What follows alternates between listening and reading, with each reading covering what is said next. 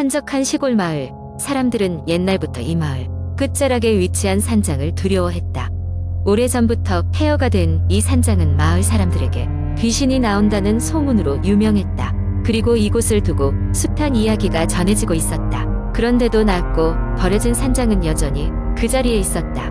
방문하는 사람들의 호기심을 자극하며 밤이면 어둠 속에서 희미하게 빛나는 창문이 지나가는 이들의 목덜미를 서늘하게 만들었다. 그날 도심의 번잡함을 피해 여행을 떠나온 4명의 대학생은 이 마을에 도착했다. 그들은 각기 다른 성격과 매력을 지닌 친구들이었지만 모두 모험심이 강했다. 특히 그런 모험의 중심에 있는 정민은 이 산장에서 하룻밤을 지내자는 제안을 던졌다. 다른 친구들은 처음에는 망설였지만 결국 그의 제안에 동의했다. 이들은 마을 사람들에게 산장에 관한 이야기를 듣게 되었는데 과거에 어떤 가족이 비극적으로 사망한 장소로 이제는 떠도는 영혼들이 그곳에서 방황한다는 얘기였다. 마을에서의 흥미로운 이야기에 이끌려 이들은 짐을 싸서 산장으로 향하기 시작했다. 해가 저물어갈 무렵 이들은 산장에 도착했다. 산장은 예상대로 낡아 보였고 긴 세월 동안 버려진 탓에 문은 녹슬어 있었고 나무 벽은 곳곳이 허물어져 있었다. 하지만 산장의 문이 열렸고 이들은 하나둘씩 안으로 들어갔다. 첫날 밤은 비교적 조용하게 지나갔다. 하지만 밤이 깊어지면서 이상한 소리들이 들려왔다. 처음엔 바람 소리겠거니 생각했지만 이내 그 소리는 누군가 속삭이는 듯한 기묘한 음성으로 바뀌었다. 친구들은 모두 깨어 그 소리를 들으며 서로의 얼굴을 쳐다보았다. 누군가 밖에 있는 거 아니야? 혜진이 두려움 섞인 목소리로 말했다. 용기는 친구들을 안심시키려 했지만 그 역시 그 속삭임에 정체를 밝혀내지 못해 불안했다. 소리는 방 안을 맴돌 듯 하더니 어느새 멀어졌다. 그러나 그때 얻은 불길한 기운 탓에 이들은 제대로 잠을 이루지 못한 채 밤을 지새웠다. 다음 날 아침 친구들은 산장을 조사하기로 했다. 산장 구석구석에는 오래된 물건들이 그대로 남아있었다. 그 중에서도 가장 눈에 띄었던 것은 낡은 사진 액자였다. 액자 속에는 행복해 보이는 가족의 모습이 담겨 있었다. 하지만 자세히 보니 그 사진의 뒷면에 무언가 적혀 있었다. 그리고 우리는 이제 여기 남게 되었습니다. 이 글귀는 마치 한 가족이 이곳에 갇힌 듯한 느낌을 주었다. 친구들은 직감적으로 이 문구가 산장에 얽힌 오랜 비밀과 관련이 있을 것이라 생각했다. 그 순간 정민이 사진 뒷면에 덧대어져 있는 또 다른 종이를 발견했다. 종이에는 산장의 각 방과 비밀 통로에 대한 설명이 적혀 있었다. 그들은 이 폐허가 된 산장에 숨겨진 방이 있다는 것을 알게 되었다. 호기심과 두려움이 교차하는 가운데 4사람은 산장을 더욱 깊이 탐험하기로 결정했다. 산장의 지하실로 이어지는 계단을 발견하고는 그곳으로 향했다. 지하실은 오싹할 정도로 싸늘했다. 그곳에는 낡은 가구와 상자들이 널려 있었다. 그들은 이곳에서 무언가 중요한 단서를 찾으려 했다. 그러다 갑자기 문이 쾅 하고 닫히는 소리가 들려왔다. 친구들은 비명을 지르며 문 쪽으로 달려갔지만 문은 이미 잠겨버린 뒤였다. 그 순간 더 이상 도망칠 수 없음을 직감한 친구들은 서로 부둥켜 안고 떨었다. 지하실 구석에서 이상한 그림자가 움직이는 것이 보이기 시작했고 그것은 이내 사람의 형상을 취하더니 그들에게 다가왔다. 우리와 함께 가자. 그림자가 속삭였다. 그 후로 그들을 본 사람은 아무도 없었다. 몇 주 후 마을 사람들은 산장에 대하여 더욱 두려워하게 되었고 마을의 전설은 더욱 진해졌다. 산장에 들어갔던 4명의 대학생은 영영 돌아오지 않았다. 마을 사람들은 산장을 완전히 봉인해버렸고 더 이상 이곳에 발걸음을 들이는 이는 없었다. 하지만 아직도 밤이 깊어지면 산장에서는 누군가의 웃음소리와 속삭임이 귀신같이 들려온다고 한다. 그때마다 마을 사람들은 문을 꼭 잠그고 될 수 있으면 그 소리를 들으려 하지 않으려고 귀를 막았다. 두 번째 이야기. 어느 작은 시골 마을에 사는 지민은 오랜만에 고향을 찾았다. 도심에서 바쁜 생활을 보내던 그녀는 마음의 여유를 찾기 위해 한 달간 이곳에 머물기로 했다. 마을은 여전히 조용하고 평화로웠고 어린 시절을 떠올리게 하는 추억의 장소들이 가득했다. 하지만 그 마을에는 오래된 전설이 있었다. 마을 사람들이 함부로 가지 않는 숲이 하나 있었는데 그곳에서는 밤마다 요상한 소리가 들려온다는 것이었다. 심지어 몇몇 사람들은 그곳에 들어갔다가 다시는 돌아오지 못했다는 이야기까지 전했다. 지민은 그 소문을 어릴 적부터 들어왔지만 크게 신경 쓰지 않았다. 그러나 어느 날 저녁 그녀는 그 숲 근처를 산책하게 되었다. 달빛이 환하게 비추는 밤이었다. 숲 입구에서 뭔가가 자신을 부르는 듯한 느낌을 받았다.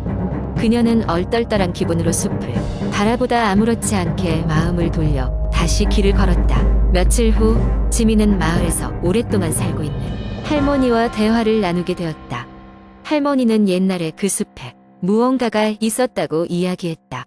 마을의 원주민들이 숲속에 신비한 영혼을 가뒀기 때문에 아무도 그곳을 찾아서는 안 된다는 것이었다. 호기심에 가득 찬 지민은 그 숲에 무슨 일이 있는지 더 알고 싶어졌다. 지민은 그날 밤 다시 숲을 찾았다. 손전등을 들고 조심스럽게 나아가던 그녀는 점점 더 깊숙이 걸어 들어갔다. 숲 속은 상상 이상으로 고요했다. 그 순간 그녀는 갑자기 뒤에서 발자국 소리를 들었다. 돌아보았지만 아무것도 보이지 않았다. 그녀의 가슴은 점점 더 빠르게 뛰기 시작했다. 얼마 지나지 않아 그녀는 사방이 낯선 기운으로 가득 찬 것 같은 기분에 빠져들었다. 그녀가 도망치려는 순간 지민은 앞으로 보이는 작은 오두막을 발견했다. 오두막은 그녀를 마치 오래전부터 기다렸다는 듯한 느낌을 주었다. 호기심에 이끌려 오두막 안으로 들어간 지민은 무언가 쌓여있는 것을 보았다. 그것은 마을에서 사라졌던 사람들의 유품이었다. 갑자기 모든 것이 퍼즐처럼 맞춰지기 시작했다. 그녀는 곧 깨달았다. 이 숲은 사람들의 영혼을 가두는 덫이었다. 지민은 생명의 위협을 느껴 다급히 오두막을 뛰쳐나왔다. 뒤에서 누군가의 목소리가 들리기 시작했다. 그녀의 이름을 부르는 소리였다. 다급히 숲을 빠져나와 마을로 돌아왔을 때 이미 해는 떠올라 있었다. 그녀는 머뭇거리며 자신이 겪은 일을 누구에게도 말할 수 없었다. 마치 이 숲의 비밀을 지켜야 한다는 저주에 걸린 듯한 느낌이었다. 시간이 지나 마을을 떠나 도시로 돌아온 지민은 여전히 그날의 경험을 잊을 수 없었다. 하지만 이상하게도 시간이 흐를수록 그곳에 대한 기억은 흐릿해져갔다. 그리고 어느 날 지민은 꿈속에서 다시 그 숲을 걷고 있는 자신을 발견했다. 꿈속에서 그녀를 부르는 이름은 여전히 생생했다. 그 숲은 여전히 그곳에 있었다. 그리고 그의 이야기는 계속되었다. 오랜 시간이 지나도 수많은 사람들이 여전히 그 숲에 대한 이야기를 하곤 했고 몇몇은 호기심에 찾아갔다가 다시는 돌아오지 못했다. 그것이 그 마을의 전설이었고 지금까지도 아무도 그 비밀을 풀지 못했다. 지민도 그중 한 사람으로 남아 영원히 그 숲의 비밀을 안고 살아가게 되었다. 세 번째 이야기. 한국 인터넷에는 다양한 공포 이야기들이 공유되곤 합니다. 그 중에서도 가장 오래도록 회자되는 공포 썰 중 하나를 소개하고자 합니다.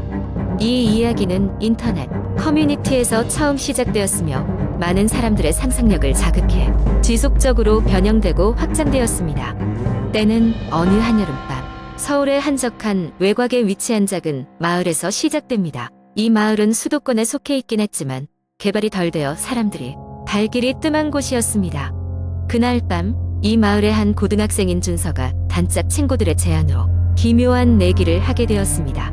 주변에 낡고 오래된 폐가에 들어가 밤을 새는 것이었습니다. 그 폐가는 이미 지역 주민들 사이에서 귀신이 나온다는 소문이 파다했던 곳이었고 아무도 해가 지고 난 후에는 그곳에 가려 하지 않았습니다. 하지만 준서와 친구들에게는 그저 한여름 밤의 오싹한 모험일 뿐이었고 이 모험은 덥고 지루한 방학의 한가운데서 그들을 끌리게 했습니다. 준서와 4명의 친구들은 미리 준비한 랜턴과 간단한 간식을 챙겨 폐가로 향했습니다. 폐가에 도착했을 때 그곳은 예상대로 기이한 분위기를 풍기고 있었습니다. 마치 세상의 다른 모든 소리가 멀어지고 그 집만이 고요한 정적 속에 홀로 서 있는 듯한 느낌이었습니다. 하지만 친구들은 맞장구를 치며 안으로 들어갔습니다. 집안은 먼지로 뒤덮여 있었고 곳곳에는 오래된 가구와 부서진 유리창이 있었습니다. 하지만 그중 가장 으스스했던 것은 집의 중앙에 있는 낡은 피아노였습니다. 피아노는 마치 아무도 없는 방 안에서 홀로 연주를 기다리는 듯한 모습이었고 친구들은 장난삼아 피아노 건반을 두드리기 시작했습니다. 갑자기 어떤 기묘한 소리가 들려왔습니다. 마치 누군가 계단을 내려오는 발걸음 소리처럼 규칙적이고 묵직한 소리였습니다. 친구들은 소리가 나는 방향으로 랜턴을 비추기 시작했습니다. 아무것도 보이지 않았지만 발걸음 소리는 점점 더 가까워졌습니다. 겁에 질린 친구들은 서둘러 집 밖으로 뛰쳐나갔습니다. 준서 외에는 모두가 집 밖으로 나왔고 그 순간 준서는 반사적으로 뒤를 돌아보았습니다. 그리고 그 순간 그는 집안의 어둠 속에서 희미하게 웃고 있는 한 사람의 형상을 보았습니다. 그 형상은 준서에게 다가오지 않고 그저 그를 빤히 응시하고 있었습니다. 준서는 공포에 휩싸인 채 마침내 집 밖으로 도망쳤고 친구들과 함께 집으로 돌아갔습니다. 불길한 예감을 떨칠 수 없었던 준서는 그날 밤 거의 잠을 이루지 못했습니다. 그 다음날 그와 친구들은 소문의 진실을 파헤치고자 마을 어르신들을 찾아다녔습니다. 마침내 한 노파가 폐가와 관련된 오랜 이야기를 들려주었습니다.